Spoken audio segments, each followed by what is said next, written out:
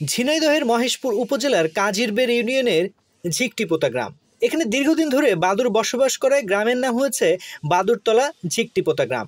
এখানে শুনশান পরিবেশে কবরস্থানের মধ্যে একটি প্রাচীন বটগাছের মগডালগুলো হাজার হাজার বাদুড়ের অভয়ারণ্য। মজার ব্যাপার হলো, এই বাদুড়ের দল দিনভর বাংলাদেশের এই বটগাছে ঘুমায় আর রাত কাটায় প্রতিবেশী দেশ ভারতে। অর্থাৎ দিনরাত মিলিয়ে দুই দেশে অবস্থান তাদের। স্থানীয়রা জানান, সন্ধ্যা হলেই এরা খাবারের সন্ধানে চলে যায় ভারতে, আবার ভোর হলেই ঘুমানোর জন্য ফিরে আসে বাংলাদেশে। 1 কিলোমিটার দূরে তারকাটা পার হলেই এরা পৌঁছে যায় ভারতে। Double million offer, Walton fridge কিনে পেতে পারেন 20 লক্ষ টাকা, রয়েছে কোটি কোটি টাকার নিশ্চিত উপহার। মুক্ত আকাশ, তাই রীতিমতো ভিসা পাসপোর্ট ছাড়াই প্রতিদিন এক দেশ থেকে অন্য দেশে যাতায়াত। পাখির জীবন বলে কথা। এই বাদুড় নিয়ে ঝিকটিপোতা গ্রামের মানুষ বেশ আনন্দিত। প্রতিদিন দূর দূরান্ত থেকে বাদুড় দেখতে আসেন অসংখ্য মানুষ। গ্রামের ইদ্রিস আলী ও স্থানীয় মুদি দোকানদার নাজমুল ইসলাম সহ অনেকে জানান, এরা নিরীহ প্রাণী। মাঝে মধ্যে কিছুক্ষণ কিচিরমিচির শব্দ করে। পোষা প্রাণীদের মতোই এরা এখানে নির্ভয়ে বসবাস করছে বহুকাল ধরে।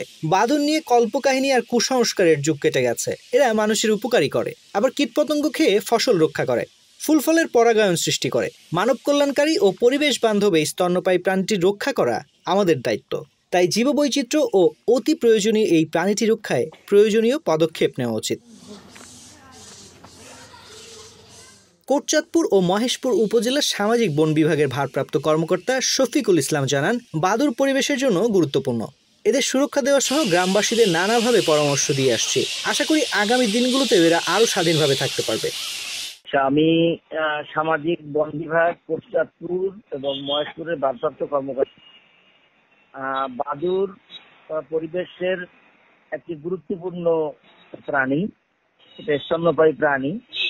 তো কাজিরবেড় ইউনিয়নের ঝিকটিপোতা গ্রামের বটবৃক্ষ গাছে যে বাদুড় এখানে বসবাস করে, দীর্ঘদিন যাবৎ এটা বসবাস এখানে করে আসছে। পার্শ্ববর্তী দেশ ভারত থেকে এরাও এখানে আসে। একটি নিরাপদ আবাসস্থল মনে করে তারা এখানে থাকে। এলাকাবাসী তাদের জন্য কোনো বিঘ্ন সৃষ্টি এখন পর্যন্ত করে নাই। তারা এ ব্যাপারে অত্যন্ত উৎসাহী যে বাদুড়গুলো এখানে আছে, বংশবিস্তার করতেছে। এলাকাবাসী খুব খুশি এবং দূর দূরান্তের মানুষও এখানে গিয়ে এটা দেখে তাদের ভালো লাগে। আমরা বাদুড় সুরক্ষার ব্যাপারে এবং বাদুড় যাতে এখানে স্থায়ীভাবে বসবাস করতে পারে সে ব্যাপারে আমরা নিয়মিত পরামর্শ দিয়ে আসছি এবং আমি আশা করি যে আগামী দিনগুলোতেও এরা স্বাধীনভাবে থাকতে পারবে এবং এদের কোনো সমস্যা হবে না।